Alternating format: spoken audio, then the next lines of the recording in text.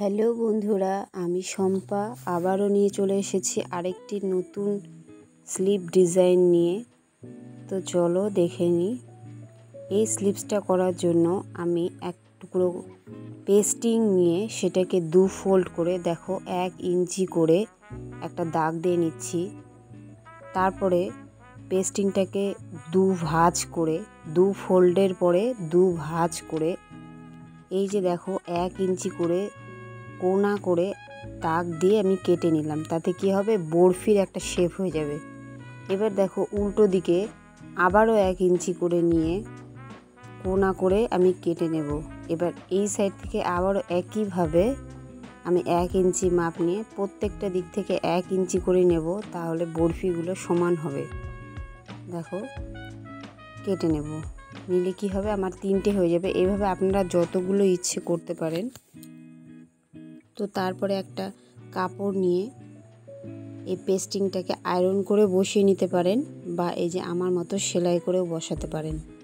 তো আমি এই যে সেলাই করে নেব, নিয়ে বাড়তি অংশটুকু এই যে এভাবে মুড়ে নেব।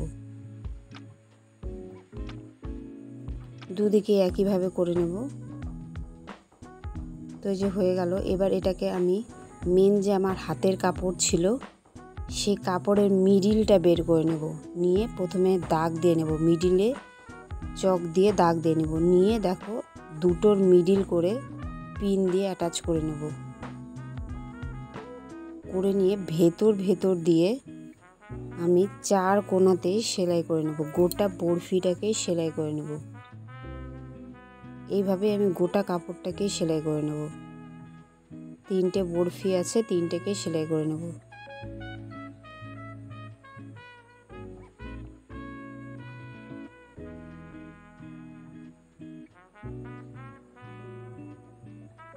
এই যে দেখো কমপ্লিট করলাম আমি। এবার কি করব, কাপড়টাকে ঠিক এইভাবে ভাঁজ করে নিয়ে আমাদের যে বাড়তি যে খোলা অংশটুকু যেখানে পেস্টিং ছিল না, এইভাবে কেটে নেব আমরা। এবার দেখো কোণাগুলোকে ঠিক কাট দিয়ে নিতে হবে, তাতে ফিনিশিংটা ভালো হবে। তারপরে দেখো আমি 3টে বরফির জন্য এই যে পার্ট করে নিয়েছিলাম তাকে কেটে নিলাম মিডিল দিয়ে, তাহলে আমাদের ভেতর দিয়ে যে ঢোকাবো তাতে সুবিধা হবে। তো এইভাবে আমি দেখো ওই উল্টো দিকে পার করে নিলাম, নিয়ে হাত দিয়ে টিপে দেখো আমি এই যে ফিনিশিং দিয়ে নিলাম। দিয়ে এবার ওপর দিয়ে চাপ সেলাই দিয়ে নেব। আপনারা চাইলে বিভিন্ন ধরনের জড়ি আছে সেগুলো লাগাতে পারেন,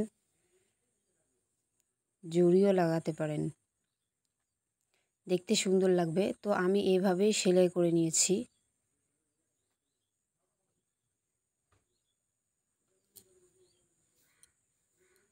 এবার দেখো শো বোতাম হয় যে, সেগুলোকে আমি বসিয়ে নিয়ে আমার হাতটা কমপ্লিট করে নেব। আমার ভিডিও যদি তোমাদের ভালো লাগে চ্যানেলটিকে লাইক, কমেন্ট অ্যান্ড সাবস্ক্রাইব